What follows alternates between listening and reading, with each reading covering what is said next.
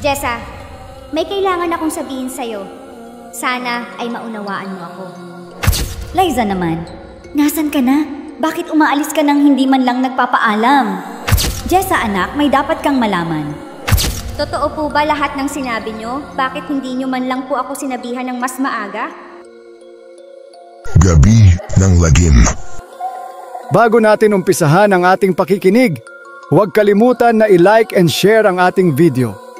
At syempre, huwag ding kakalimutan na mag-subscribe dahil panigurado, aabangan mo pa ang mga susunod nating video.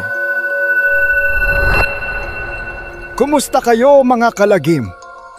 Gusto ko po sanang ibahagi ang isang karanasan noong ako'y nasa kolehiyo pa. Matagal na ito, pero hanggang ngayon, hindi ko pa rin makalimutan ang nangyaring iyon. Nasa 3 taon po ako ng aking kurso sa pagka-nursing at si Liza naman ay nag-aaral sa kursong engineering. Magkaiba kami ng kurso pero hindi ito naging hadlang para hindi kami magkita at hindi magtagal ang aming pagkakaibigan. Tawagin niyo na lang po pala akong Jessa at si Liza naman ang aking kaibigan. Simula pa ng unang taon namin, magkasama na kami sa lahat ng bagay.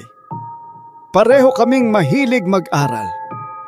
Liza came from a poor family at ang tatay lang niya ang nagtataguyod para sa kanyang pag-aaral.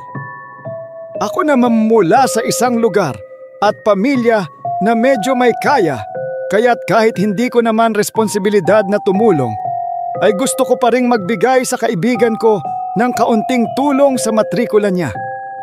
Isang araw, napansin ko na parang may mabigat na dinadala si Liza. Laging mukhang malungkot at kahit magkasama kami, parang wala siya sa kanyang sarili. Liza, okay ka lang ba?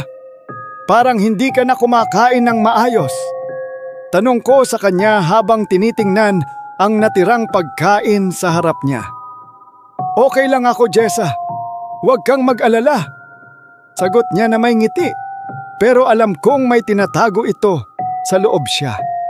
Isang araw, habang naglalakad kami, bigla na lang siyang nagtanong.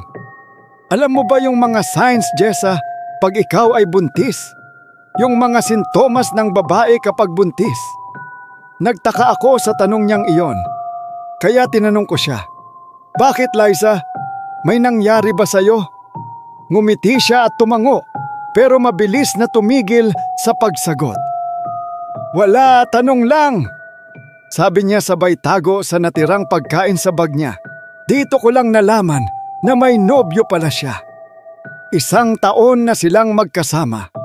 Ngunit ang relasyon nila ay hindi ganoon ka-healthy. Madalas ay pinapakita ng nobyo niya ang pagmamahal sa kanya. Pero ang totoo, palagi siyang sinasaktan. Saksi ako dito at ilang beses ko nang pinaalalahanan si Liza na sana ay magdesisyon siyang hiwalayan na ang kanyang nobyo. Pero hindi siya nakinig sa akin at mas lalo pang lumala ang kalagayan niya. Napansin ko na lalong naging malungkot at matamlay siya at parang palaging may mabigat na dala-dala. Liza, baka kailangan mo magpa-check up. Mukhang hindi ka okay. Parang may lagnat ka. Tanong ko sa kanya. Tumanggi siya at mabilis na tumalikod. Pero nang makalapit ako, nakita ko ang mga pasa sa braso niya. Ano yan, Liza? Tanong ko, pero tinakpan niya agad. Huwag mo ko isipin, Jessa. Hindi mo ko kailangan isipin pa. Sagot niya habang nagmamadaling umalis. Lumipas ang mga araw at bigla na lang siyang nawala. Wala na akong balita mula kay Liza. Nag-alala ako pero hindi ko alam kung saan siya pupuntahan dahil hindi ko alam ang address ng bahay nila at wala akong nakuhang contact number mula sa kanyang pamilya. Hanggang sa isang araw, habang kumakain ako sa school, may nakita akong isang pamilyar na itsura sa hallway. Akala ko si Liza, kaya't dali-dali akong lumabas at tinanaw siya. Ngunit nang lumapit ako, hindi ko siya nakita. Pero nung mga oras na yon ay bigla kong naisip na baka bumalik na siya. Kaya naman pagkatapos pa lang ng klase ay dali-dali na akong umuwi sa apartment ko na parang may kaba sa dibdib ko. Pagdating ko, agad kong binuksan ang pinto at nang buksan ko, natagpuan ko si Liza sa harapan ko. Liza, ikaw ba talaga yan? Ba't hindi ka nagpaalam? Bakit hindi mo sinabi kung saan ka pupunta? Niyakap ko siya ng mahigpit at hindi ko na napigilan nung mga oras na ang aking mga luha. Nandito na ako, Jessa. Huwag kang mag-alala, sabi niya. Pero habang yakap ko siya, narinig ko siyang bumulong. Kailangan kita, Jessa. Pero dahil sa sobrang lakas ng iyak ko, ay hindi ko na ito pinansin at patuloy ko na lang siyang niyakap at kinausap. Nang makabalik siya, nagsimula kaming magsama ulit, ngunit may kakaiba ng pangyayari. Sa tuwing tinatanong ko siya tungkol sa mga araw na nawala siya, parang umiiwas siya at binabago ang usapan. Kaya naman, hindi ko na siya pinilit pang tanungin ito at kinalimutan ko na lang ang mga bagay na yun. Pero ramdam ko ang pagbabago sa tinutuluyan ko. Minsan, habang magkasama kami, naririnig ko ang iyak ng bata o isang babae na humihingi ng tulong. Minsan sa madaling araw, minsan ay sa panaginip ko. Pero sa bawat gabi, paulit-ulit itong nangyayari na naging dahilan ng hindi namin pagtulog ni Liza. Isang gabi, habang tahimik kaming natutulog, narinig namin ulit ang iyak ng sanggol. Dali-dali akong tumayo at sinilip kung saan nagmumula ito. At doon ko nalaman na mula pala ito sa loob ng aming bahay. Natakot ako at tinanong si Liza kung naririnig din ba niya. At laking gulat ko nang sinabi niyang, "Oo, Jessa, naririnig ko rin at patuloy ako nitong sinusundan kahit sa panaginip ko." Paiyak nitong sabi. Nagpatuloy ito mambulabog sa amin magmula gabi hanggang umaga. Hindi talaga kami nito pinatulog at sa hindi ko inaasahan ay biglang sumigaw si Liza. "Tama na!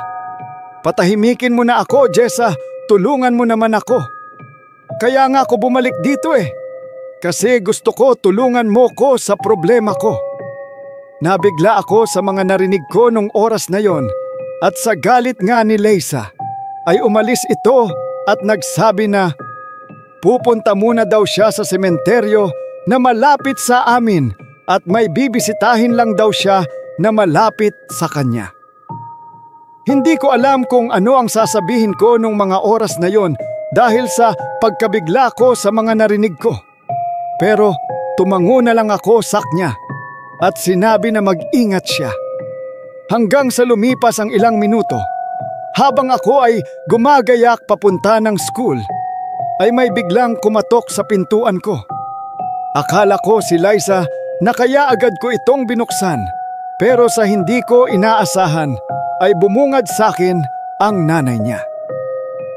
"Nay Betty, bakit po kayo nandito?" "Umalis po si Liza. May bibisitahin lang daw po sa sementeryo." Sa hindi ko inaasahan ay bigla itong umiyak at sinabing, "Jessa, may kailangan akong sabihin sa iyo," sabi ng nanay ni Liza, na nung oras na yon ay parang nabigla rin sa mga nasabi ko. "Jessa, matagal nang patay si Liza," anya. "1 buwan na ang nakalipas, kaya nandito ako para sana kunin ang iba pa niyang natirang gamit dito dahil ito na lang din ang alaala niya sa pamilya ko." Nagulat ako at hindi makapaniwala sa nasabi ng nanay ni Liza. Doon ko nalaman lahat na umuwi pala siya sa kanilang probinsya matapos ang mga kalupitan ng kanyang nobyo sa kanya. Buntis pala siya at nang manganak siya ay pumanaw din ang bata. Sinisi ni Liza ang kanyang nobyo sa lahat ng nangyari sa kanila ng anak niya. kaya't nagdesisyon din siyang tapusin ang kanyang buhay. Nung mga oras na yon ay hindi ko na kayang magsalita pa. Kaya sinabi ko sa nanay niya na kung pwede ba samahan ako sa libingan ng aking kaibigan. Pumayag naman ito at nung kami ay makarating na sa kanyang puntod, ay dun bumuhos lahat ng luha at paghihinagpis ko sa nawala kong kaibigan. Masakit para sa akin, kaibigan, ang nangyari sa'yo at sa anak mo. Pero nagpapasalamat ako dahil sa dulo. Bumalik ka pa din para magpaalam sa kaibigan mo.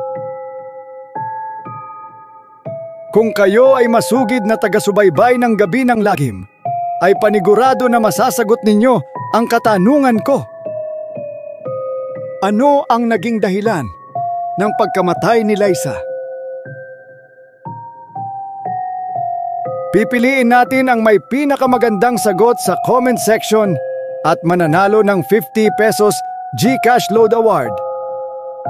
Sumubaybay lang kayo araw-araw sa ating mga video at baka isa na rin kayo sa mga mapalad na manalo.